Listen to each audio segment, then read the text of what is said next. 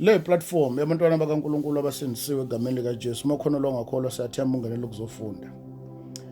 Ake sikhulumeni ngalento le bafowethu ukuthi maybe 70% yabantu abashade nabantu abanengane abahleli kahle emshadweni.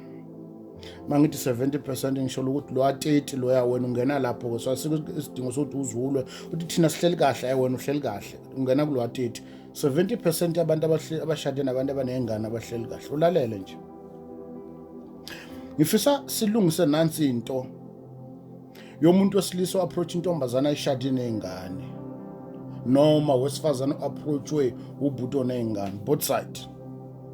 Ake siqale ngalo noma wesilisa noma wesifazana ake siqale ngalo approachayo efica intombazana nezingane noma approachiwe efica ubhuti onezingane. Kodwa ake sithi umuntu wesilisa approach umuntu wesifazana emfica nezingane sisi ngiyakuthanda hayi ngiyakuthanda nami bhuti but nginezingane.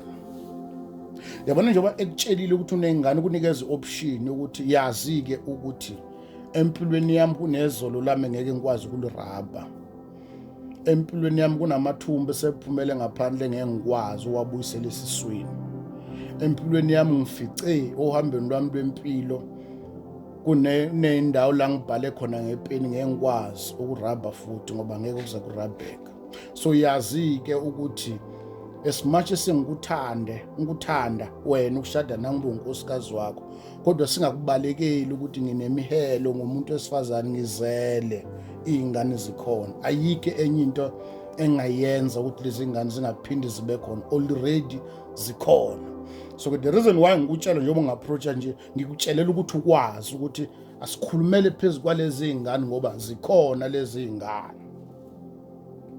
Now ke bese kuba isinqumo sami ngiapproachayo uma ngicabanga ukuthi kodwa ngizokwenza njani ngempela ukushada umuntu onezingane esazo sharisha ngisharisha umkami nezingane ngoba unezingane lo muntu engam-approachile. Ngamanye amagama ipoint lila kulo set lokuqala lokuthi ungamvumi kumshado umuntu onezingane mosazombalisela uba ngumsindo ngezingane owama-approach yazi ukuthi unazo. Angapheli impilo yokuyisola ngezolo lakho lokuba nezingane ngoba uma-approach wazi ukuthi unazo izingane. Point lokuqala. Lesibili ilo shadwayo nezingane. Yabona mangiku-approacha mina sesengithi ngiyakuthanda ngisuka ngathanda izona izingane. So izingane zakho ungangifunzi zona ngenkani. I hope yokuqala i-understandekile ngoba wenza umuntu yokuqala anga-understand afuna ukubhola kuleyo. Mangithenga mina ngiyakuthanda sisi. Ngisuka ngingathandi izingane, ngisuka ngi-approache wena ngithi ngiyakuthanda. As much as kunezingane. Now kurongo ukuthi uthi wena angithandi izingane engikufice nazo. Mhlawumbe ubabazi uyaphila noma ushonile. Angithandi zona izingane ngithanda wena. Now ilezo zinto kumele discuss okuqaleni ukuthi ngoba nginezingane ke senza njani ezinganeni. Imshado eminingi ayinayo ukuthula ngoba abashadwe banezingane bafoster laba abashadile ukuthi akathandi izingane. Sekuyasherishwa indoda esalithola uthando lukaNkosikazi ngoba kumele azi ukuthi uyangishare nezingane. Now ke lento le between the line ayikho ngapha ngamanye amagama mina engiapproacha unezingane mangingakuhlukumezi ngoba ngifice nezingane. Wena oshadwa unezingane mawungamfostisi izingane zakho. Yabona lento ipartner nendawo ayikho kwa left ayikho kwa right. Ngamanye amagama if mina ngiyindoda ngidecide ukushada umuntu onezingane kofuna ngizazi ukuthi akumelanga lo muntu ahlukumezeka ngoba unezingane ngoba wangitshela futhi nginolwazi ngazo. Nawe mangikuthanda musuku ungifoster la khona sekucomparishwa uthando lwami nezingane uthi angikwazi ukwenza lokho mina ngiyezingane nizami. Nala kunganasidingo khona kumele ngibhawele. Ngamanye amagama ngingaphili kabuhlungu ngoba ngikufice unezingane.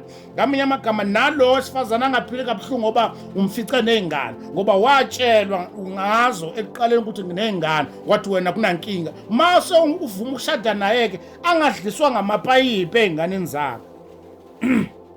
Ngoba sinale nkinga ukuthi umuntu wesilisa approach umuntu wesifazane nezingane bese eyazi lezi ingane phela zirelay kumawazi. Umawazi mhlambe webamba amatoho yenza zonke lezi zinto. Mase kufika uDisemba ngeke ngithengele ingane mina impahla engayizali. No phela lezi ingane sikhuluma ngazo ngakutshela ngazi isaqala isasuka phansi. Zisahlala nami lezi ingane kusho umama akhe oyizalayo. Zisahlala nami lezi ingane yimi ngangizula ngizenzela yonke into. Wathi ufike empilweni nami ngakutshela ukuthi zikhona wathi akunankingi. Manje mawuthi wena ngeke uyithengelele lutho ngeke wenze uthi ngenze njani ngoba ngizele. That's number 1. Number 2, yabona njengoba ubaba walezi ingane wena mama, ubaba walezi ingane ekhona futhi eza avelile kulezi ingane. Mangingatholakali se kucomparishwa mina nobaba wengane. Ungangifakisi zona, ungangiforce izona, angingadli ngamapipe lekhaya, awungangenzi understand nezinto engamela ngi-understand. Anga-understandiswa amakholo webaba wengane noma umama wengane because ngishade nawe unengane.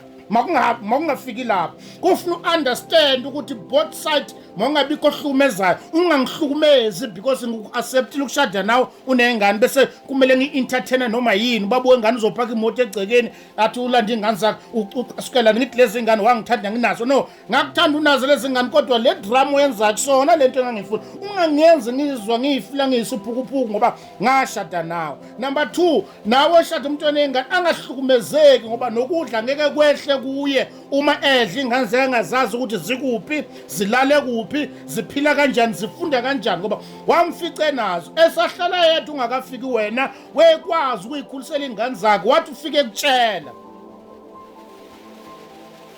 So ke nawe unengane ke angahlukumezeki ke kunamakhola ngena ngo12 uphume ukhulume etoilet ubando ubaba wengane awukahleni yini ulwela namazi ngithi uyamazi nje uzwana ukhona ubaba lezi ingane. Ngiyabuya ngisahambise ngiyabuya ngisakuphi zabuya ayikwazi ungangihlukumezi ngoba ngakufica nezingane.